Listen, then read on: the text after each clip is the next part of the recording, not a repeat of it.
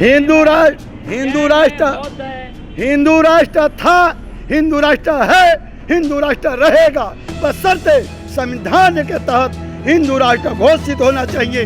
अगर हिंदू राष्ट्र नहीं होता तो आज पाकिस्तान बना होता, दुनिया में भीख नहीं मिलता। अगर हिंदू राष्ट्र नहीं होता तो गंधार जैसे देश में अपने ही मजहब के लोग नंगा दौड़ा दौड़ा के बहनों को मारा है। ये सनातन ही मानवता का रक्षा करता है, यह सत्य, निर्विवादित सत्य है। मोदी जी तो कर सकते हैं, दोनों सदनों में अपने लोग हैं, 8 साल से बीजेपी की सरकार है, हिंदू कम्युनिटी हमारी ज्यादा है। कलयुग जैसा दाता नहीं, बिना मांगे देता नहीं। अच्छा, मोदी जी दे नहीं रहे, वो हमारा मतलब नहीं है।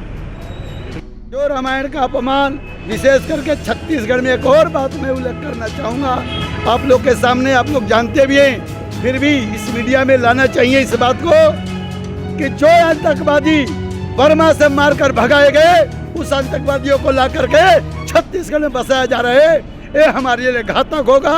और इसीलिए कहीं भी दंगाई और चंगाई, इनको उचित समय पर उचित जवाब देना पड़ेगा। यह संदेश जनता के बीच में लेकर के हम जा रहे हैं तो घोषित हो। और इसीलिए संत पद यात्रा है, क्योंकि हमारे सनातन में मानवता की रक्षा करने के लिए व्यवस्था है। चींटी से लेकर के हाथी तक की चिंता करने की हमारे सनातन में है। इसीलिए अगर मानवता की रक्षा करनी है तो हिंदू राष्ट्र घोषित करना होगा। और इसी अभियान को लेकर के यह संत पद यात्रा पूरे छत्तीसगढ़ सहित पूरे भारत में चलने वाला है। को नहीं तो रखा है, ये बताइए, किसी हिंदू बहुसंख्यक जिला में मुसलमान मंत्री बन करके आ जाता है, किसने चुना उसको? किसने चुना? हिंदू ने चुना। आप पश्चिम बंगाल में जाइए, जहाँ पर बहुसंख्यक मुसलमान है, वहाँ हिंदू बन सकता है क्या? आप प्रत्यक्ष प्रमाण देखिए, जहाँ पर इनकी संख्या बढ़ती है वहाँ हिंदुओं का सारा अधिकार समाप्त कर दिया जाता है। किस चीज का? हम लोग तो ज्यादा संख्या में हम लोग हैं, हाँ, 85% हम लोग हैं। तो वो स्थान बना रहना चाहिए। डर किसी को नहीं है, डर वाली बात ही नहीं। कौन कहता है डर वाली बात है? डर किसी को नहीं है। वो धमकी देते हैं 15 मिनट में भारत को पुलिस हटा लिया जाए, हम देख लेंगे।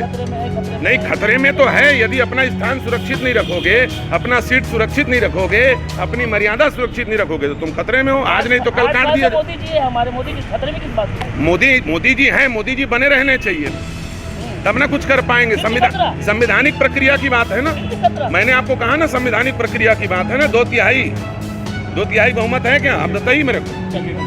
में चारों दिशाओं से रायपुर की ओर जा रही है।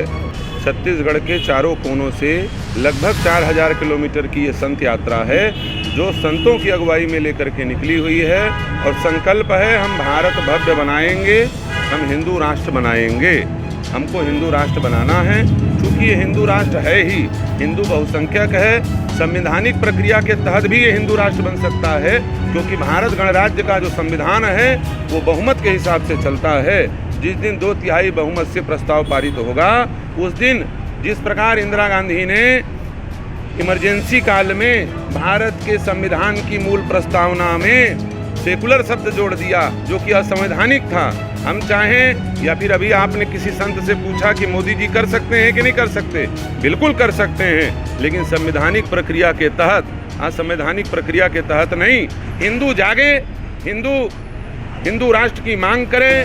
संत हिंदुओं का आह्वान करने के लिए निकले हैं। भारत तभी तक सेकुलर है, भारत तभी तक धर्मनिरपेक्ष है जब तक यहाँ पर हिंदू बाहुल्य हैं। वरना ईरान में जाइए, आप वहाँ किसी का धर्म परिवर्तन कराएंगे, मुंडी काट करके दरवाजे पर टांग दिया जाएगा।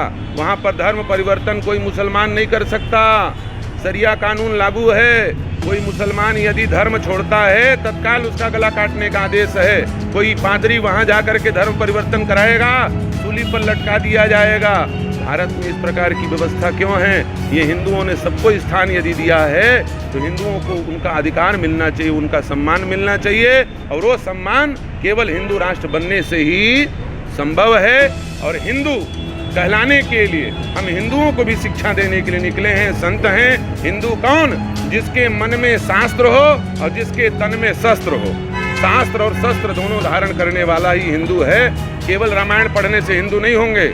हमारे राम जी धनुष लेके चलते हैं, हमारे शंकर जी त्रिशूल लेके चलते हैं, हमारे हनुमान जी गदा लेके चलते हैं, हमारी भवानी रणचंडी तलवार लेके चलती है। शस्त्र और शास्त्र, माला और भाला जिसके हाथ में हो वो है हिंदू।